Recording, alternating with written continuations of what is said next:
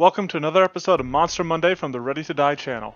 This series explores the design of a creature I have built for Pathfinder Second Edition. The stat block for this creature can be found over on the Monster Monday blog, as well as the Twitter and Discord, all of which are linked below.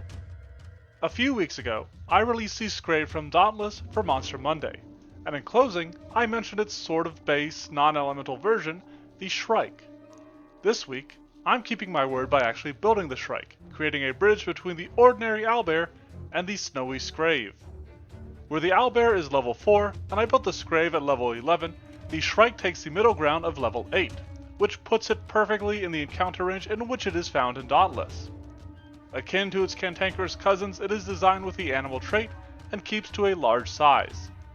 I considered making it huge to help make it a bit more distinct from the owlbear, but couldn't quite justify the size change after checking its immensity in Dauntless. As for its general design, I based it around the owlbear, adjusting its numbers for a higher level, but otherwise staying in the range that they use. Speaking of which, let's get to those numbers.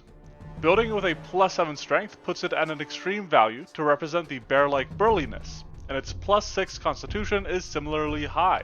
I kept its dexterity low, though as it is actually capable of flight, this could possibly go a bit higher. It has a moderate wisdom, which I think is a bit of fun considering Owl's wisdom in previous editions was the spell used to boost your wisdom score. This wisdom and its owl-like vision affords it a high perception bonus to better hunt its prey with. Capable of simplistic flight, the Shrike uses a low acrobatics score, as well as a high athletics, though doesn't get as much use out of this particular skill as its brutish cousin does. It does keep the moderate intimidation, though largely based on the screech it will make before charging. When it comes to defenses, the Shrike is rather simple. As a neutral behemoth in its home game, it has no inherent weakness or resistance to any particular element. Its armor class is high, to represent its thick, shaggy pelt, protecting it from the blows of its enemies, rather than any agility it can muster. It still uses high hit points, giving it some considerable toughness for players to contend with, and this is actually an aspect specifically derived from following the owlbear's design. Its saving throws follow its ability scores with a high fortitude save, coinciding with its constitution, a lower reflex that is borderline terrible, given its dexterity, and then a moderate will, befitting its comparatively higher wisdom. Going off of these solid defenses, you might think the Shrike is lacking when it comes to its offenses, but both of its attacks use a high attack bonus, and its talons are even equipped with the agile trait. On top of that, these talons only deal 2 points less than moderate damage, while its beak is dishing out only a tiny bit less than its high damage. These attacks are pretty basic, following the design of the owlbear, but one change of note is that it lacks the grab of the owlbear, as that isn't part of the Shrike's abilities within Dauntless.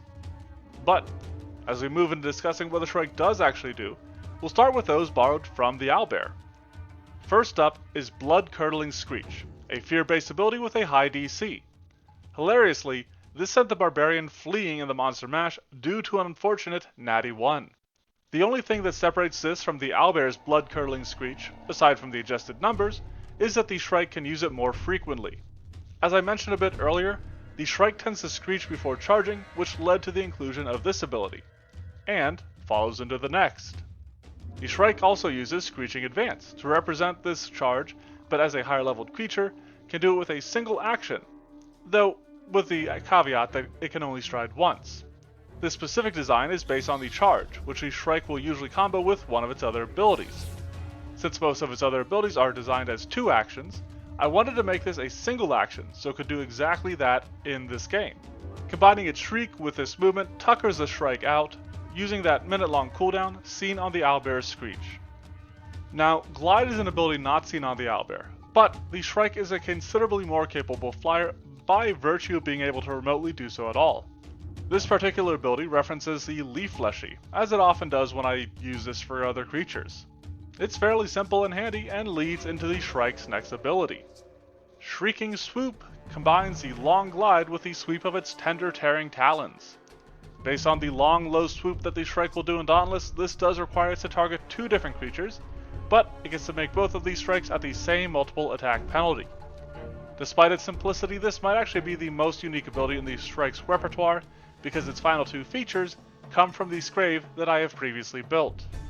Lacking an element, at least in the eyes of Dauntless devs, this ornery, overpowered owlbear has a slashing gust instead of a freezing gust, firing off blades of wind that deal limited use area damage and require the target to make a higher DC reflex save.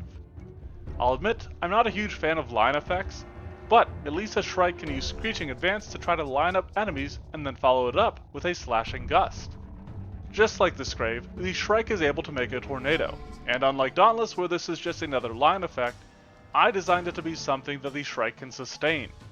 The Shrike's Whirling Winds use the same design from my Pathfinder 2e version of the Scrave, dealing unlimited use area damage on a moderate DC, while also creating difficult terrain to slow down victims. The single action sustain could work well with the other dual action abilities in its kit, or let it unleash some strikes while it's in melee to menace more distant foes. With the core design of the creature complete, I turned to looking at items for the Shrike. Now when it came to designing an item, I wanted to take the opportunity to build something other than a weapon or some armor, and was granted that chance by the lantern you can build from the Shrike. Aside from functioning as a typical magic lantern, I wanted to figure out how to achieve its ability while keeping it balanced within Pathfinder Second Edition. Because normally, you can't haste multiple creatures until you can cast 7th rank spells, which is way beyond the current scope of this creature. So, to make this something that could reasonably be a level 8 item, I had to place some considerable limitations on it. It starts with being a held item, meaning that you can only use one-handed weapons if you're a martial. It also has a short range that allies need to be inside when they start their turn to get its benefit. And then, on top of that, it only has a 3-round duration. I'm still a little unsure of this particular item. Some of the folks over on the Monster Monday Discord felt it was still too powerful. But be sure to let me know what you think, how you feel about it, if you think it's too much, if you think it's too little. I'm curious. But that, ladies and gentlemen, boys and girls, everybody else, that covers a Shrike. This burly bird bear batters braves with blustery blows and brutal bashes, brutishly bullying beasts and beyond. The Shrike is a higher level owlbear for when you want to use such a classic creature against players who have grown a bit beyond it. It's pretty straightforward, borrowing heavily from other creatures that came before it, but I'm pretty happy with it all coming together. Be sure to let me know what you think, though, of this creature down below, and what other creatures or monsters you would like to see. If you want to check out the other monsters I've done, or even the stat blocks and other versions of this beastie, check out the Monster Monday blog or Twitter, linked below. Thanks for watching, and have a monstrous Monday.